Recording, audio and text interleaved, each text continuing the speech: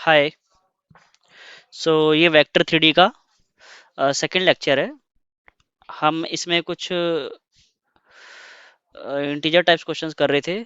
6 questions कर चुके हैं, क्वेश्चन नंबर 7 है। तो इस सीक्वेंस है 2 by 2 मैट्रिसेस का, देख सकते हो। तो डिटर्मिनेंट ऑफ एम निकालना है और फिर इन्फिनिटी पे उसकी वैल्यू निकालनी है। ठीक है, limit n tending towards infinity of determinant of m, m n. तो चलो पहले एम एन निकाल लेते हैं, डिटर्मिनेंट निकाल लेते हैं एम एन का। डिटर्मिनेंट ऑफ एम एन तो कैसे निकालते हैं? इसकी इसकी मल्टीप्लाई करोगे। अच्छा, इसकी इसकी मल्टीप्लाई करोगे तो तुम देख सकते हो ये जो सीरीज है इसमें वेरिएबल क्या है, के। तो 2n+1 कांस्टेंट की तरह ट्रीट होगा। तो जब इसकी मल्टीप्लाई करोगे तो 2n+1 फैक्टोरियल कैंसिल हो जाएगा, क्या बचेगा? ओनली के इक्वल्स टू 0 से n 1/2k+1 फैक्टोरियल, ये बचेगा। सिमिलरली माइनस, इन दोनों की क्रॉस मल्टीप्लाई करोगे, डिटर्मिनेंट ऐसे निकालते हो ना ए बी सी डी का। कैसे निकालते हो? A d minus b c. ऐसे ही अब इसकी इससे मल्टीप्लाई करो तो तुम देखो क्लियरली यहाँ पे सिग्मा वाला जो टर्म है इसमें 2n+2 तो कांस्टेंट है एक तरह से, तो वो बाहर आ जाएगा सिग्मा के, और जब इससे मल्टीप्लाई करोगे तो वो कैंसिल हो जाएगा। तो ओनली क्या बचेगा? सिग्मा के इक्वल्स टू 0 से n तक और 1/2k+2 फैक्टोरियल। ठीक है, तो इफेक्टिवली ये क्या बन गया? के जीरो रखोगे तो 1/1 फैक्टोरियल, ठीक है, प्लस 1/3 फैक्टोरियल प्लस 1/5 फैक्टोरियल, मतलब ऑड मल्टीपल्स ऑफ, मतलब ऑड नंबर का ये फैक्टोरियल नोटेशन है कुछ। कहाँ तक जा रहा है ये? एन तक, यानी कि 1/2n+1 फैक्टोरियल। ठीक है, यहाँ तक जा रहा है। मतलब टोटल n+1 टर्म्स है। क्यों n+1 टर्म है? 0 से n तक जा रहे हो ना। फिर माइनस, ये कैसे जाएगा? 1/2 फैक्टोरियल प्लस, ये डिटर्मिनेंट ऑफ mn है, डिटर्मिनेंट ऑफ mn। ठीक है, और 1/4 फैक्टोरियल प्लस 1/6 फैक्टोरियल, कहाँ तक जाएगा ये? 1/2n, एन रख दो यहाँ पे, तो 2n+2 फैक्टोरियल। तो अब मेरे को क्या निकालना है? Limit n tending towards infinity और क्या? Determinant of mn। यानी कि मैं यहाँ ऐसे लिख सकता हूँ, determinant of mn, determinant of, sorry, ये इसको हम ऐसे लिखते हैं, limit n tending towards infinity, determinant of mn लिखोगे। अच्छा, इसको इसको कंबाइन करें तो कैसे लिख सकते हैं, देखना। 1/1 फैक्टोरियल और ये माइनस 1/2 फैक्टोरियल प्लस 1/3 फैक्टोरियल और ये माइनस 1/4 फैक्टोरियल, फिर प्लस में 1/5 फैक्टोरियल और माइनस 1/6 फैक्टोरियल, कुछ ऐसे जा रहा है ना। अब इन्फिनिटी तक जाने तो एन वन भूल जाओ, ठीक है, इसको इन्फिनिटी तक भेज दिया। ठीक है, एन टेंडिंग टुवर्ड्स इन्फिनिटी है ना। अब ये, इसको देखते ही तुम्हें एक्सपेंशन आ जाना चाहिए ई की पावर एक्स का। ई की पावर एक्स का एक्सपेंशन क्या होता है? ऐसे होता है ना, एक्स की पावर 0/0 फैक्टोरियल, एक्स की पावर 1/1 फैक्टोरियल। अच्छा, एक्स की पावर 0 ये तो 1 होता है ना, तो इसको 1 ही लिख लेते हैं, और 0 फैक्टोरियल भी 1 होता है, तो 1/1। ठीक है, x/1 factorial, x square upon 2 factorial, x cube upon 3 factorial, so on. ठीक है, इन्फिनिटी तक जाता है। अब देखो, तुम यहाँ पे ऑल्टरनेट प्लस माइनस जा रहा है ना, तो तुम x की जगह बस -1 रख दो, तो ये क्या बनेगा? e की पावर -1, ये बना 1, और यहाँ पे -1 रखोगे तो -1 यहाँ भी बन गया, और प्लस में, या इसको मैं लिख सकता हूँ -1/1। ठीक है, ओके। और फिर यहाँ पे क्या बचेगा? प्लस में 1/2 फैक्टोरियल, माइनस में 1/3 फैक्टोरियल, प्लस में 1/4 फैक्टोरियल, माइनस में 1/5 फैक्टोरियल, ये बन गया। अच्छे, तो कट जाएगा ना, 1 - 1 0। तो ई की पावर -1 क्या बना? 1/2 फैक्टोरियल, ठीक है, माइनस का 1/3 फैक्टोरियल, प्लस का 1/4 फैक्टोरियल, माइनस का 1/5 फैक्टोरियल। पर यहाँ जो माइनस है वो तो इवन वाले से पहले है, यहाँ ऑड वाले से पहले, तो कोई नहीं, दोनों तरफ फिर से माइनस से मल्टीप्लाई कर दो। तो क्या बनेगा? माइनस ई की पावर -1, और क्या बना? -1/2 factorial plus 1/3 factorial minus 1/4 factorial, and so on. अब देखो, इवन वाले से पहले माइनस आ गया ना, पर रिक्वायर्ड समय मैं देख रहा हूँ यहाँ पे 1 प्लस में भी तो है, ये वाला 1 देखो, पर यहाँ तो 1 प्लस में है नहीं, तो एक काम करो, दोनों तरफ 1 जोड़ दो, तो आ गया ना आंसर अब। यानी कि ये जो टोटल इन्फिनिटी तक का समय है, ये किसके इक्वल आएगा? 1 माइनस ई की पावर -1 से, और ये गिवन है लैम्डा माइनस ई की पावर -1, तो लैम्डा क्या होगा बता दो? 1 हो जाएगा लैम्डा। लैम्डा की वैल्यू कितनी हो जाएगी? 1। ठीक है, ये सारा सम निकाल लिया ना हमने, ये सारा सम कितना आया? 1 माइनस ई की पावर -1। ठीक है, तो लैम्डा 1 आ जाएगा answer. 1 will be the correct answer. Next question देखते हैं।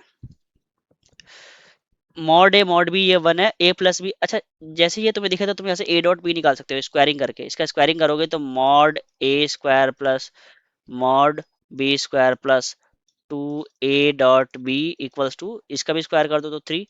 तो ये तो 1 है, ये 1 है, तो ए डॉट बी कितना हो गया यहाँ से, तो 3 - 2 यानी कि 1/2 आ गया ए डॉट बी। तुरंत ये निकाल लिया करो, ठीक है, 1/2 आ गया। अच्छा, अब पी वेक्टर मेरे को ये गिवन है, ठीक है, पी स्क्वायर का जीआईएफ बताना है। तो पी वेक्टर गिवन है, पी को मैं ऐसे लिख सकता हूँ, मतलब ये ए क्रॉस बी, आपको ये रिलेशन पता होना चाहिए, ट्रिपल प्रोडक्ट है, वेक्टर ट्रिपल प्रोडक्ट, ए क्रॉस बी और क्रॉस सी। इसकी वैल्यू होती क्या है, इसकी वैल्यू होती है, बी को हम पहले लिखते हैं और फिर ए डॉट सी, जो भी बीच वाला होता है ना, जो भी बीच वाला होता है उसको हम पहले लिखते हैं, क्योंकि जो ये वेक्टर होता है किसके प्लेन में होता है, ए और बी के प्लेन में ही होता है। तो बी और ए डॉट सी ऐसे लिख लिया और ये ब्रैकेट, ठीक है। तो ये वेक्टर बी है और ये ए डॉट सी है, ठीक है। और यहाँ कुछ भी डॉट नहीं है, ये एक नंबर आएगा, ठीक है, एक नंबर आएगा ए डॉट सी। फिर क्या है, माइनस, अब बी लिख लिया, अब लिखोगे तुम ए वेक्टर, बीच वाला पहले लिखते हैं हम, फिर बीच वाले को छोड़ के ये वाला जो भी ब्रैकेट के अंदर होता है उसको लिखते हैं, क्योंकि जो ये ट्रिपल प्रोडक्ट होता है ये उसी के प्लेन में आता है जिस जहां पर ब्रैकेट लगा हुआ होता है। तो अब क्या लिखेंगे हम यहाँ पे, ए डॉट सी लिख लिया, बी लिख लिया। अब ए वेक्टर लिखा तो क्या लिखेंगे हम, b dot c. B dot c तो एक, ये तो एक नंबर आएगा ना, ठीक है। ये कुछ इस तरह से लिखा हुआ है वेक्टर, मतलब लैम्डा टाइम बी और माइनस, मतलब लैम्डा 1 टाइम बी और लैम्डा 2 टाइम ए, कुछ ऐसा लिखा हुआ है। अब लैम्डा 1 क्या है, वो है ए डॉट सी, और लैम्डा 2 क्या है, वो है बी डॉट सी, ठीक है। अब जैसे मान लो तुम ब्रैकेट यहाँ होता ऐसे, बी क्रॉस सी, तो फिर भी अब ये ये किस प्लेन में आता वेक्टर, अब ये आता बी और सी के प्लेन में, तो तुम पहले लिखते बी, लिखना हमेशा बीच वाला पहले है बी। अब क्या लिखते ए डॉट सी, अब ए डॉट सी एक नंबर आएगा, ठीक है। फिर माइनस, फिर तुम कौन सा वेक्टर लिखते सी, और इसके साथ इसका जो सी वेक्टर का कोफिशिएंट क्या होगा, मतलब जस्ट इस तरह इसका जो मल्टीपल होगा वो क्या होगा। तो सी लिख लिया a dot b, a dot b, ठीक है। तो अब ए डॉट सी निकालना है और बी डॉट सी निकालना है। बी वेक्टर तो मुझे पता है और ए वेक्टर मतलब इनका मॉड वर्ड पता है। तो ए डॉट सी निकालने के लिए क्या करो, अब इस इक्वेशन का यूज करते हैं। जो ये इक्वेशन है ना, C vector equals to A plus 2b minus 3 A cross B. तुम्हें क्या चाहिए पहले देख लो, मुझे चाहिए ए डॉट सी। तो एक काम करो, दोनों तरफ डॉट कर दो, किससे, ए से। तो ए से डॉट करोगे तो इस तरफ ए डॉट सी, इसका ए से डॉट करोगे तो मॉड ए स्क्वायर है वो, जो कि 1 होगा। इसका ए से डॉट करोगे तो ये बनेगा 2ab, तो 2 a dot b. A dot b कितना था, 1/2 था ना, तो 1/2 लिख देते हैं। और इसका डॉट करोगे ऐसे तो ये तो जीरो जाएगा, क्यों, कुछ ये ऐसा बनेगा ना, a dot a cross b. तो ये तो स्केलर ट्रिपल प्रोडक्ट हो गया ना, ए बी। तो जब भी दो सेम होते हैं तो उसका स्केलर एसटीपी क्या होता है, जीरो होता है, तो इसलिए जीरो हो गया। तो आंसर कितना आ गया, 2 आ गया, ए डॉट सी। उसी तरह से अब मैं क्या निकालूंगा, बी डॉट सी। तो बी डॉट सी निकालने के लिए दो इसी इक्वेशन में बी से डॉट कर दो, तो बी से डॉट कर दिया तो बी डॉट सी। बी से डॉट करोगे तो ए बी, यानी कि ये फिर से 1/2 होगा, ठीक है। इसकी डॉट करोगे बी से तो ए डॉट बी, वो तो 1/2 है। और प्लस में मॉड बी स्क्वायर 1 है तो ये 2 और ये 0 हो जाएगा, तो कितना आ जाएगा, ये 5/2, ठीक है। तो इसका मतलब पी वेक्टर जो होगा वो क्या होगा, ए डॉट सी कितना आया है, ए डॉट सी आया है 2, तो 2b माइनस बी डॉट सी कितना है, 5/2, तो ए। अब पी स्क्वायर कितना हो जाएगा, पी स्क्वायर, तो देखो इसका स्क्वायर करूंगा तो 4 और मॉड बी स्क्वायर वो तो 1 है, माइनस इसका स्क्वायर करूंगा तो 25/4, मॉड ए स्क्वायर कितना है, वो भी 1 है। अच्छा, प्लस करते हैं ना, -2ab, तो 2 × a × b कितना है, 5/2, और a डॉट बी कितना है, 1/2, ठीक है, ये आ जाएगा।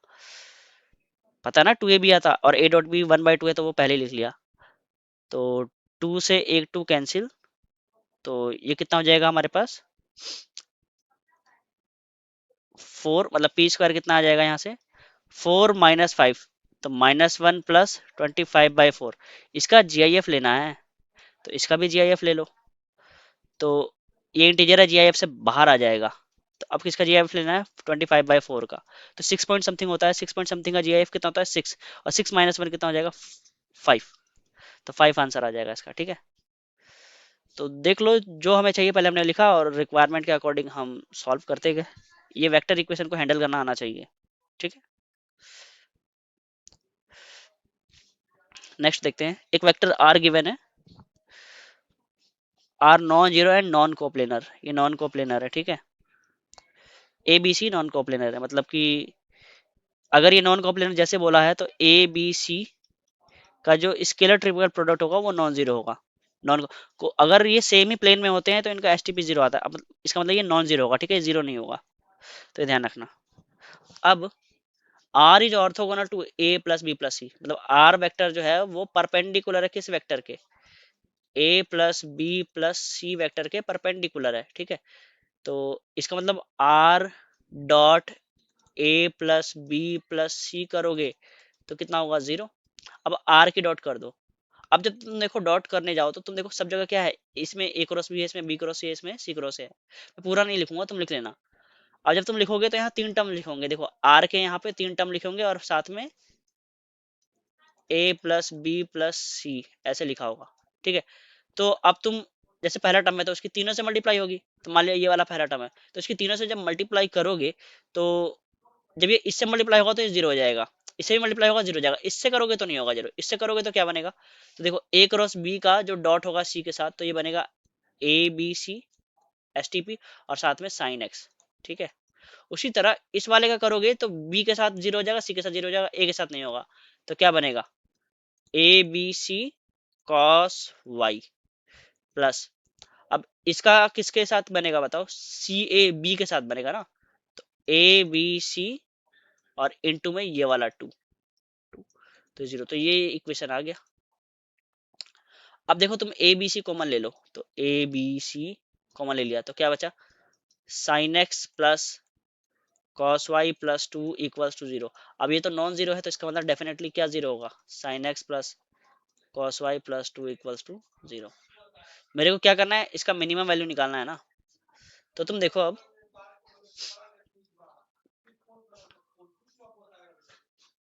यहां से sine x plus cos y equals to क्या है, -2 है, तो डेफिनेटली साइन एक्स कितना होगा, -1, और कॉस वाई कितना होगा, ये भी -1 होगा, ठीक है। अब मुझे मिनिमम वैल्यू किसकी निकालनी है, मिनिमम वैल्यू निकालनी है 4/पाई square X square plus Y square की। तो इसका मतलब एक्स स्क्वायर मिनिमम होना चाहिए, वाई स्क्वायर मिनिमम होना चाहिए। अब एक्स स्क्वायर मिनिमम होना चाहिए, यहाँ से एक्स कितना आ रहा है, यहाँ से तो एक्स बहुत सारा मिनिमम आ सकता है, -पाई/2, इससे भी मिनिमम मिनिमम -3/2, इससे भी मिनिमम, मतलब बहुत ही मिनिमम आ सकता है। पर तुम देखो मुझे क्या मिनिमम चाहिए, मुझे चाहिए मॉड एक्स मिनिमम हो जाए, क्यों, क्योंकि स्क्वायर कर रहे हैं ना। अब जैसे -पाई/2 का स्क्वायर करोगे तो पाई² 4 आएगा। अब इससे जो कम होगा वो -3/2 होगा, ठीक है। मतलब कि जो ये वाला एंगल होगा -पाई/2 होगा, फिर यहाँ से ऐसे वापस जाएंगे तो माइनस का कितना, जो भी है -पाई/2 और -2 पाई, तो -5 पाई/2 उसका स्क्वायर करोगे तो उससे बड़ा आएगा, तो इसका मतलब एक्स क्या होना चाहिए, -पाई/2 ही होना चाहिए। तो 4/पाई² और यहाँ पे -पाई/2 का स्क्वायर करोगे तो पाई² 4 आ जाएगा, ठीक है, प्लस।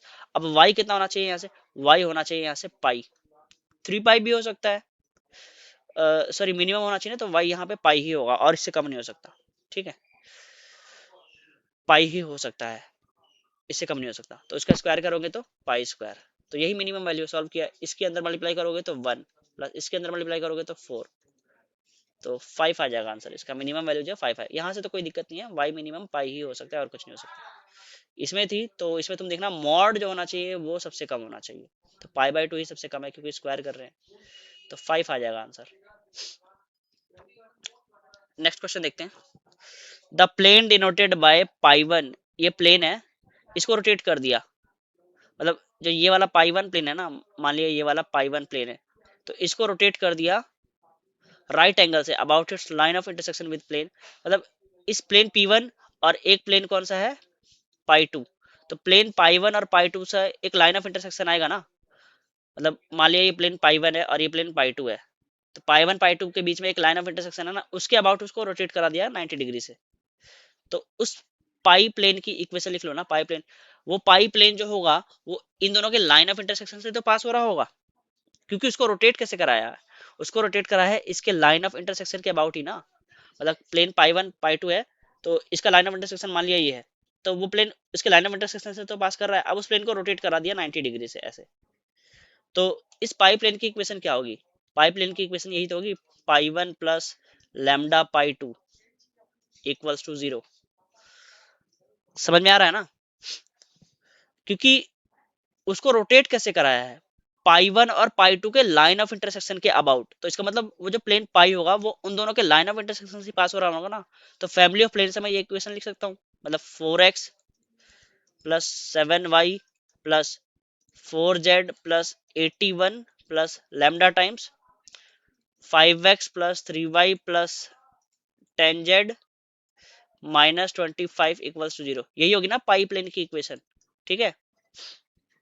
एडजस्ट कर लेते हैं, तो मतलब 4 प्लस 5 लैम्डा एक्स, ठीक है, प्लस अब y का कोफिशिएंट क्या होगा यहाँ से, तो 7 प्लस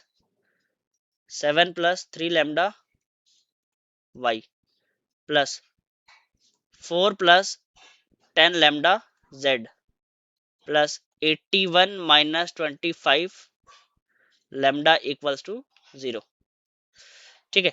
ये होगी इस प्लेन की इक्वेशन। अच्छा, अब जो ये प्लेन है ये परपेंडिकुलर होगा पाई 1 के, क्योंकि इसी प्लेन को तो रोटेट किया हुआ है ना इनके लाइन ऑफ इंटरसेक्शन के अबाउट।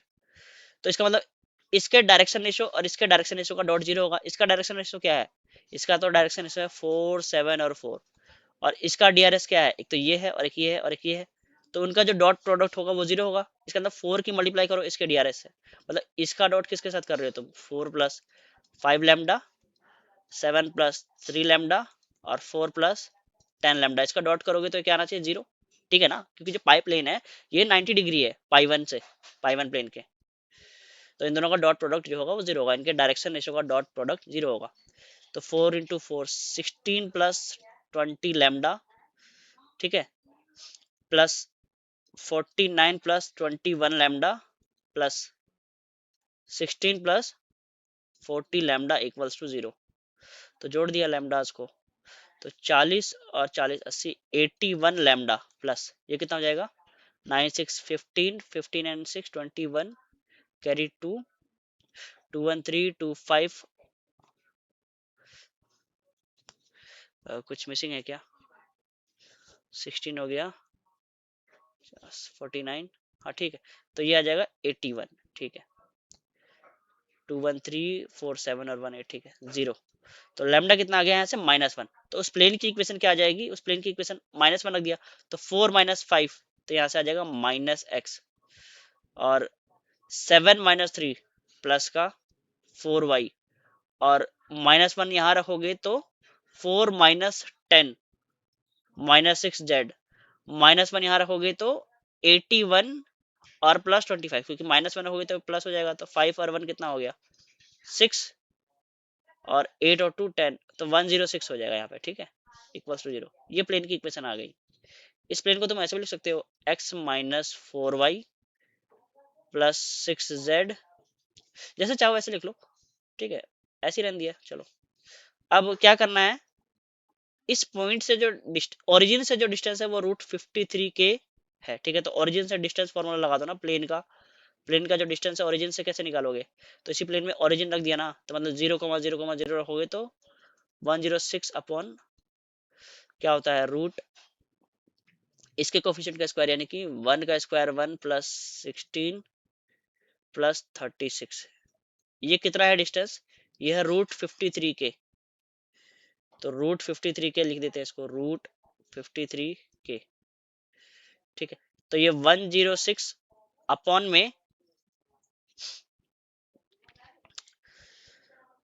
ये कितना हो जाएगा, ये 36, तो ये √53 हो गया ना ये भी, और इक्वल्स टू √53 के, तो तो रूट के और इंटू 53 इक्वल्स टू 106 आया, ठीक है। तो रूट के इक्वल्स टू 106/53, यानी कि ये कितना हो जाएगा 2। तो के कितना आ जाएगा यहाँ से 4 आ जाएगा, ठीक है। स्क्वायर कर दोगे तो के आ जाएगा 4। तो के का आंसर कितना आ जाएगा यहाँ से 4 आ जाएगा, ठीक है। के की जो वैल्यू आएगी वो 4 हो जाएगी, ठीक है। नेक्स्ट देखते हैं, A B C d is a regular tetrahedron, a is the origin. तो मान लिया ये ए ओरिजिन है, मतलब कुछ ऐसा है, ठीक है। एक्स वाई जेड तीन एक्सिस मान लिया, ठीक है, इसी में ही है। एंड बी लाई ऑन, ये तो ए हो गया ओरिजिन, और बी जो है एक्स एक्सिस पे है, मान लिया x axis. A B c lie in the plane of x y, तो मान लिया एक्स वाई प्लेन है, तो ए बी और सी इसी प्लेन में है, सी कहीं, ठीक है। A B C lies in the X Y plane, A B का जो मॉड है वो 2 है। Under this condition the number of possible tetrahedron, regular है तो सबके मॉड इक्वल होंगे, और सी पॉइंट मान लिया कहीं इधर होगा, ठीक है। डी पॉइंट कहीं भी हो सकता है इस प्लेन से बाहर, मतलब मान लिया एक तो ये हो गया, डी पॉइंट हो सकता है इस प्लेन से बाहर, इस प्लेन के अंदर। तो मतलब इसी वाले, मतलब एक तो ये फ्रंट वाला हो जाएगा और एक बैक वाला, तो इस वाले क्वाड्रेंट में ही दो बन गया, दो इसमें बन जाएगा। मतलब डी अगर इससे बाहर हो, प्लेन के बाहर और प्लेन के अंदर, ठीक है। और फिर इस वाले प्लेन में, मतलब जो तुम्हारा जैसे जेड एक्सिस हो गया ना, तो जो ये हो सकता है पॉजिटिव जेड एक्सिस की तरफ या नेगेटिव जेड एक्सिस की तरफ, ठीक है, इनटू द प्लेन और आउटसाइड द प्लेन। दो इसमें, दो इसमें, दो इसमें, दो इसमें, तो टोटल 8 टेट्राहेड्रॉन पॉसिबल है, ठीक है, इस तरह के। तो 8 आंसर आ जाएगा, ये तो इजी था। नेक्स्ट देखते हैं, A B C D are 4 point in the space. चलो मान लिया ये ए है, ये बी है, ये सी है, और ए डी है, 4 पॉइंट है स्पेस में। A B C D are 4 point in the space satisfy, A B का जो मॉड है, मतलब ये वाला जो वेक्टर है ए बी, ये 3 है, और जो बी सी का मॉड है वो 7 है, ठीक है। और सी डी का जो मॉड है, सी डी का जो मॉड वो 11 है, और डी ए का जो मॉड है डी ए वो 9 है, ठीक है। मेरे को क्या बताना है, ए सी डॉट बी डी, अच्छा ए सी डॉट, ए सी इंटू बी डी बताना है, या ए सी डॉट बी डी, ए सी डॉट बी डी, ठीक है। तो एक काम करते हैं, इसको ओरिजिन मान लेते हैं, ओरिजिन वेक्टर है, ठीक है। तो अगर ये ओरिजिन वेक्टर है, तो जो ए बी वेक्टर होगा उसको मैं बी वेक्टर बोल देता हूँ, ठीक है। मान लिया इसके पोजीशन वेक्टर बी है, इसका पोजीशन वेक्टर सी है, इसका पोजीशन वेक्टर डी है, ठीक है। तो ए बी को मैं बी वेक्टर बोल देता हूँ। अब बी सी, अब बी वेक्टर कितना है, बी वेक्टर का जो मॉड है वो तो 3 है ना, बी का जो मॉड है वो 3 है। अब बी सी देख लेते हैं, बी सी वेक्टर जो है वो कितना है 7। बी सी वेक्टर है क्या, वो है सी माइनस बी वेक्टर, ये 7 है। अच्छा इसका स्क्वायर कर देते हैं जरा, तो mod C square plus mod B square, और फिर माइनस का 2b.c, ये कितना जाएगा 49। मॉड सी स्क्वायर पता है क्या, मॉड सी स्क्वायर ये नहीं पता, तो मॉड सी स्क्वायर ये रहने देते हैं, प्लस मॉड बी स्क्वायर पता है क्या, 3 है ना, तो 9, यहाँ माइनस है ना, तो 9 माइनस 2b.c 49। तो mod C square minus 2b, जो जो पता है वो तो लिख लेते हैं ना एटलीस्ट। 49 माइनस 9 40 हो जाएगा, ठीक है, इसको इक्वेशन 1, ठीक है। दूसरा देखते हैं अब, बीसी देख लिया, सी डी भी देख लेते हैं, सी डी, अच्छा डी ए भी गिवन है, तो एक बार डी ए भी देख लेते हैं। तो डी ए क्या होगा, ए माइनस डी वेक्टर, ये कितना है 9 है, तो ए वेक्टर तो ओरिजिन है ना, तो यहाँ से मॉड डी ही 9 आ जाएगा, ठीक है। मॉड ए तो ओरिजिन है, तो मॉड डी ही 9 आ जाएगा। इसका कुछ काम होगा क्या, डी का कुछ काम नहीं आ रहा, चलो देखते हैं, फिर भी यहाँ काम आ सकता है, यहाँ पे सी डी वेक्टर में। तो सी डी वेक्टर निकाल लेते हैं, सी डी वेक्टर कितना है, सी डी वेक्टर का जो मॉड है वो है 11 है। सी डी वेक्टर को मैं क्या लिख सकता हूँ, डी माइनस सी वेक्टर, ठीक है। तो इसका मॉड का स्क्वायर कर लेते हैं, तो 121, तो mod D square plus mod C square minus 2c.d, तो ये कितना हो जाएगा 121। तो मॉड डी तो 9 है ना, तो ये 81 हो गया, प्लस का मॉड सी स्क्वायर ये नहीं पता ना, यहाँ भी हमको नहीं पता था, माइनस 2c.d कितना हो जाएगा ये 121। तो mod C square minus 2c.d 121 minus 81 कितना हो जाएगा ये 40 हो जाएगा। ठीक है, तो इक्वेशन 1 और 2 से एक बात तो क्लियर है कि इतना पार्ट जो होगा मतलब मॉड सी स्क्वायर, हाँ मतलब मॉड सी स्क्वायर इसमें से इसको घटा दो तो तुम देखो घटाने पे क्या रिजल्ट मिलेगा तुमको। जो बी डॉट सी होगा वो इक्वल होगा किसके, सी डॉट डी के। समझ में आ रहा है ना, यानी कि B dot C minus C dot D कितना आ गया, 0 आ गया ये। अच्छा, इसमें कॉमन क्या है, सी है ना, तो इसको मैं कुछ ऐसे लिख सकता हूँ, B minus D dot C 0। अब ये बी माइनस डी क्या है, ये तो बी डी वैक्टर है। ठीक है, और ये सी है ना, इस सी वेक्टर को मैं ऐसे लिख सकता हूँ, सी माइनस 0, बी माइनस डी और ये सी वेक्टर। ठीक है, सी वेक्टर को इस सी माइनस ए लिख सकता हूँ मैं ऐसे, ए ओरिजिन है ना, तो इसको मैं ए सी लिख सकता हूँ, क्या ए सी वेक्टर। ठीक है, सी माइनस 0 यानी कि 0 क्या है, ये तो ए है ना, तो सी माइनस ए एक्चुअली में है क्या, ये ए सी वेक्टर है, ये तो 0 आ गया। हमसे यही तो पूछा गया था कि बी डी डॉट ए सी बताओ, बी डी डॉट ए सी बताओ, तो 0 आ जाएगा इसका आंसर। ठीक है।